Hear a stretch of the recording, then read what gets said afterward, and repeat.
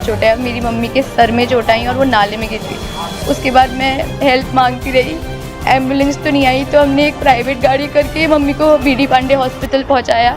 वहाँ पे मम्मी का उन्होंने तत्पर इलाज करा। उन्होंने बोला हालत बहुत गंभीर है, बहुत ज़्यादा, और अब उनके पास बिल्कुल भी वक्त नहीं है। नैनीताल से एक बेहद दुखद खबर सामने आई है, जहां एक घर में शहनाई गूंजने के लिए तैयारियां चल रही थी, पर दुल्हन की मां के साथ एक बाइक सवार ने ऐसा कर दिया कि दुल्हन की आंखों में आंसू हैं। जी हां, दरअसल सरोवर नगरी नैनीताल में तेज स्पीड में बाइक सवारों ने लोगों का जीना मुश्किल कर दिया है। ऐसी ही घटना का शिकार हो गई एक महिला।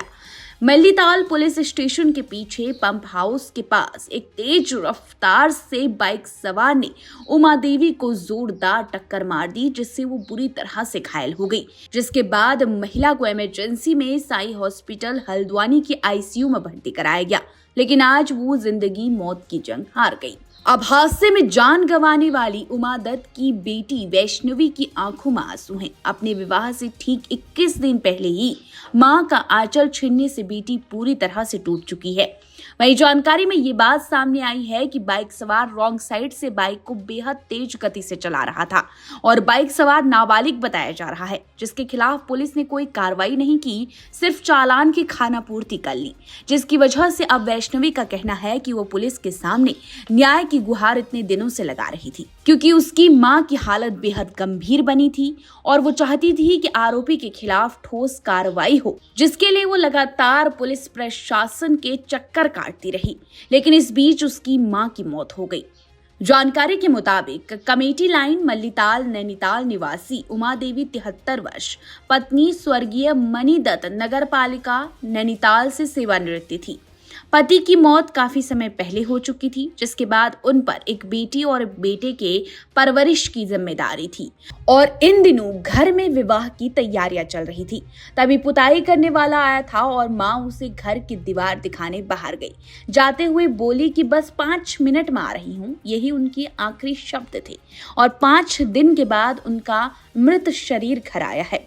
वैष्णवी का विवाह 7 नवंबर को स्थानीय युवक के साथ होना तय था।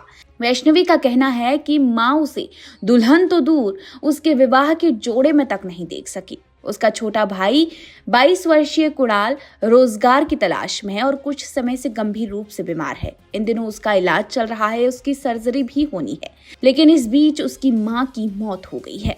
अब दोषी को सख्त से सख्त सजा देने की मांग की जा रही है। जब मैं ट्यूशन पढ़ा रही थी तो मेरी मम्मी नीचे गई हुई थी और खड़ी थी।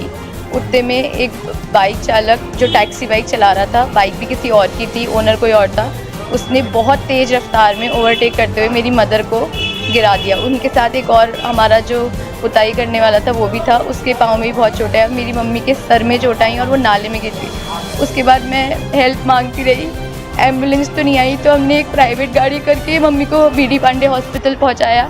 वहाँ पे मम्मी का उन्होंने तत्पर इलाज करा। उन्होंने बोला हालत बहुत गंभीर है, बहुत ज़्यादा, और अब उनके पास बिल्कुल भी वक्त नहीं है, उनका ब्रेन बिल्कुल डैमेज हो चुका है। वहीं दूसरी तरफ बाइक की टक्कर में गंभीर रूप से घायल बुजुर्ग महिला की मौत की खबर सुनकर लोगों में लापरवाही और तेज गति से बाइक चलाने वाले बाइकर्स के खिलाफ काफी गुस्सा है। लोगों का कहना है कि नैनीताल में बेकाबू होकर भगाने वाले बाइकर्स का पुलिस हर रोज चालान करती है, लेकिन इसके बाद भी उन पर कोई अंकुश नहीं लगता। अब भी शाम होने के बाद कई बार चालक माल रोड पर गलत दिशा में बाइक को दौड़ाते नजर आते हैं। इससे सड़क पर टहलने वालों में हादसे का डर बना रहता है।